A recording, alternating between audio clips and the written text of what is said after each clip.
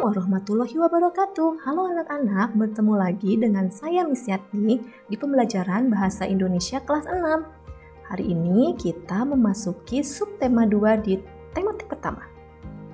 Tujuan pembelajaran kita kali ini adalah yang pertama, menentukan isi laporan yang didengar, yang kedua, menceritakan kembali isi laporan yang didengar, yang ketiga, membuat kesimpulan dari teks yang dibaca.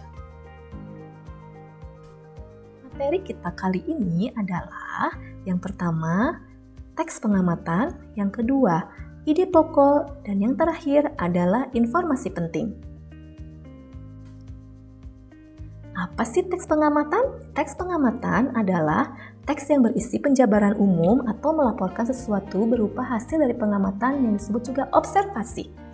Teks hasil observasi bersifat faktual atau berdasarkan fakta yang ada.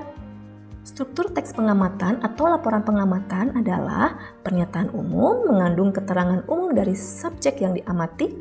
Yang kedua, deskripsi bagian mengandung rincian hal-hal yang dilaporkan. Dan yang terakhir adalah simpulan mengandung ringkasan umum hal yang dilaporkan. Ini adalah pengertian dari teks pengamatan, kemudian struktur-struktur teks pengamatan.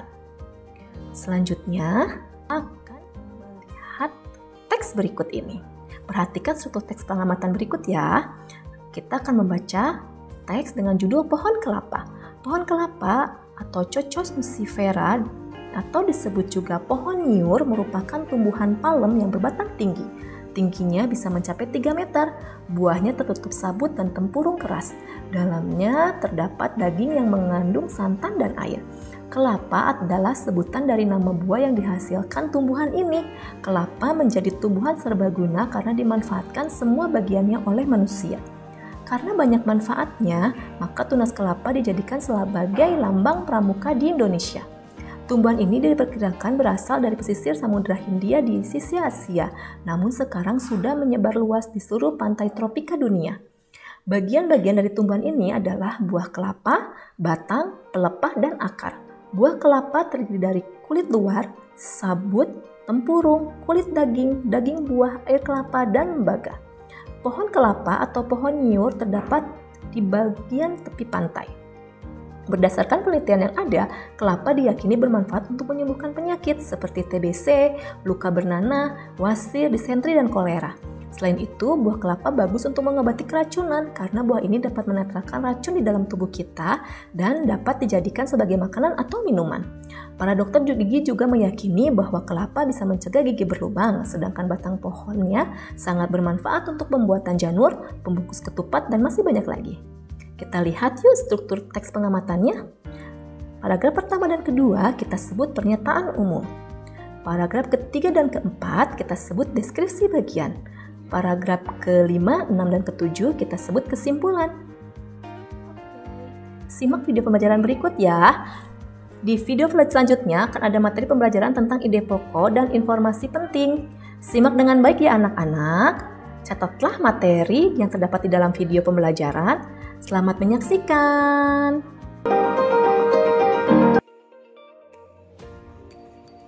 Bismillahirrohmanirrohim. Assalamualaikum warahmatullahi ta'ala wabarakatuh.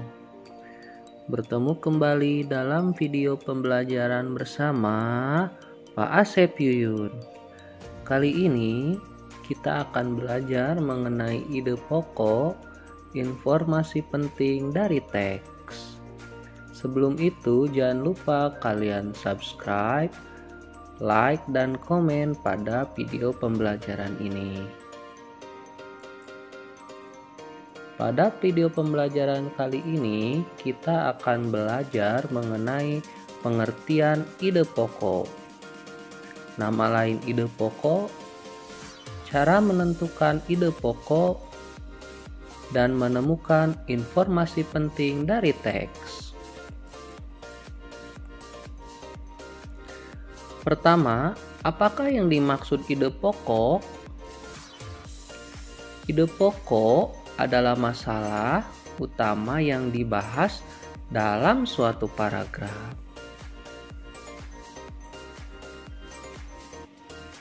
Ide pokok mempunyai nama lain, yaitu pokok pikiran, pikiran pokok, gagasan utama, gagasan pokok, dan pikiran utama.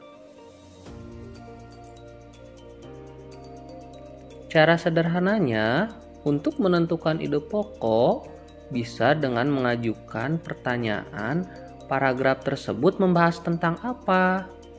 Jadi, jawaban dari pertanyaan paragraf tersebut membahas tentang apa, intinya adalah ide pokok dari paragraf tersebut.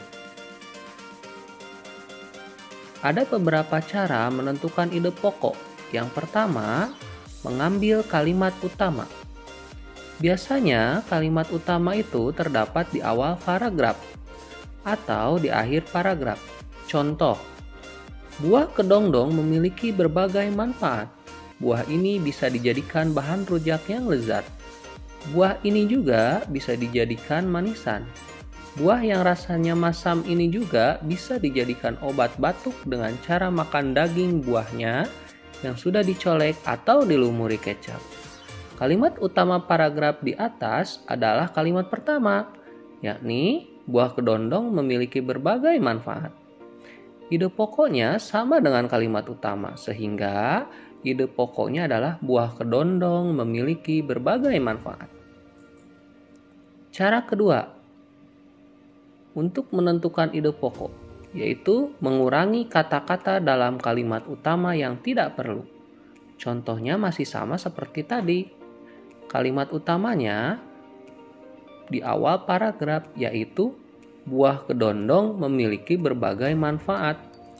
Ide pokoknya bisa kita kurangi dari kalimat tersebut yang tidak perlu. Contoh, kedondong memiliki berbagai manfaat. Di sana kata buahnya dihilangkan. Cara ketiga, bisa dengan cara membalik kalimat utama atau menyimpulkan kalimat utama. Paragrafnya masih sama seperti yang tadi contohnya. Kalimat utamanya, buah kedondong memiliki berbagai manfaat. Ide pokoknya, manfaat buah kedondong, jadi dibalik. Manfaatnya jadi di depan. Atau ide pokoknya bisa berbagai manfaat buah kedondong. Sama ini juga dibalik. Jadi yang kata di belakang pada kalimat utama disimpan di depan. Atau bisa menyimpulkan kalimat utamanya yaitu khasiat dari buah kedondong. Cara keempat, menentukan ide pokok itu dengan menyimpulkan isi paragraf. Contohnya, ini adalah hewan berkaki 4. Hewan ini termasuk herbivora atau pemakan tumbuh-tumbuhan. Dagingnya yang menjadi komoditas pokok di Indonesia. Saat hari Idul Adha, hewan ini sering dijadikan hewan kurban. Hewan ini adalah sapi. Kalimat utama di atas terdapat di akhir paragraf, yaitu hewan ini adalah sapi. Paragraf di atas membahas tentang ciri-ciri sapi, sehingga ide pokoknya adalah ciri-ciri sapi. Lalu kita akan belajar bagaimana menemukan informasi penting dari suatu teks. Caranya, kita dapat memahami sebuah teks dan informasi penting dari teks dengan membacanya secara cermat. Selain itu, kita juga dapat mengajukan pertanyaan dengan beberapa kata tanya dari teks tersebut. Cara menemukan informasi penting dalam teks, kita dapat menggunakan kata tanya apa, di mana, kapan, siapa, mengapa, dan bagaimana. Misalkan terdapat suatu paragraf, kita bisa mengajukan pertanyaan yang bisa kita cari jawabannya dalam paragraf tersebut. Misalkan pertanyaannya, apa yang diceritakan di dalam paragraf tersebut? Atau di mana kejadian tersebut berlangsung? Atau kapan terjadinya cerita tersebut di dalam teks? Kalau kata tanya siapa pelaku yang terdapat di dalam paragraf tersebut? Mengapa bisa terjadi hal itu? Atau bagaimana cara yang diceritakan dalam teks tersebut? Jawaban-jawaban dari pertanyaan tersebut merupakan informasi penting yang dikembangkan dari pertanyaan. Terima kasih telah menyaksikan video pembelajaran ini. Jangan lupa kalian subscribe, like, dan komen pada channel Asep Yuyun. Sampai jumpa pada video pembelajaran berikutnya. Terima kasih. Assalamualaikum warahmatullahi wabarakatuh.